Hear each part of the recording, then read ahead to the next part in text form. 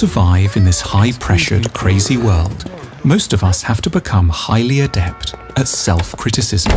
We learn how to tell ourselves off for our failures and for not working hard or smart enough.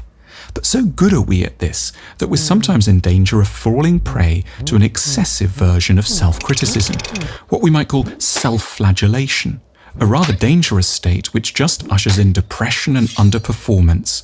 We might simply lose the will to get out of bed. For those moments, we need a corrective. We need to carve out time for an emotional state of which many of us are profoundly suspicious: self-compassion.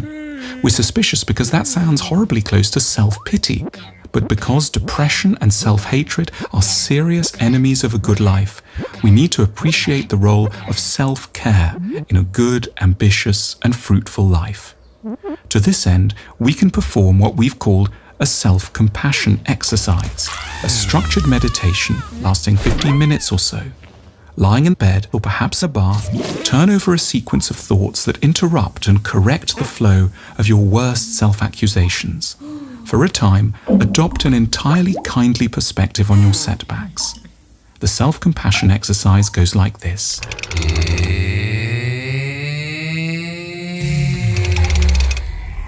We're so in love with success, we fail to notice the scale of the challenges we routinely set ourselves.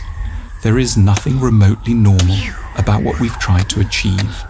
We've failed, but given the mountain we were trying to climb, the conclusion doesn't have to be that we're simply fools.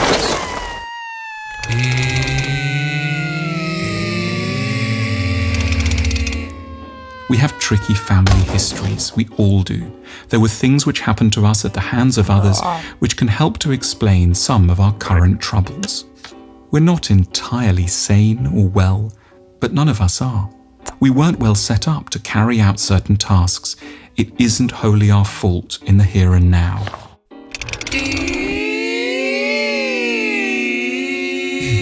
From the media, you'd think everyone was rich and famous and successful, but in reality, undramatic, quiet failure is by a huge margin the statistical norm.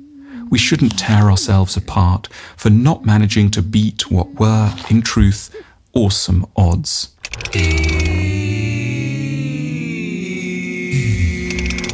Tough, self-critical people don't allow themselves the indulgence of believing in luck. They take responsibility for everything. They think winners make their own luck. But they don't, for the most part.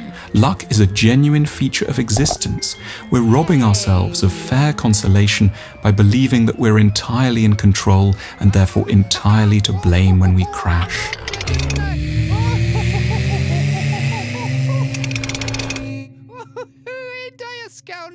You are not only your achievements. Status and material success are one bit of you, but there are others as well.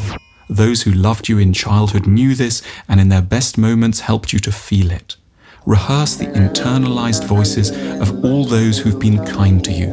Bathe in the memory of a love independent of achievement.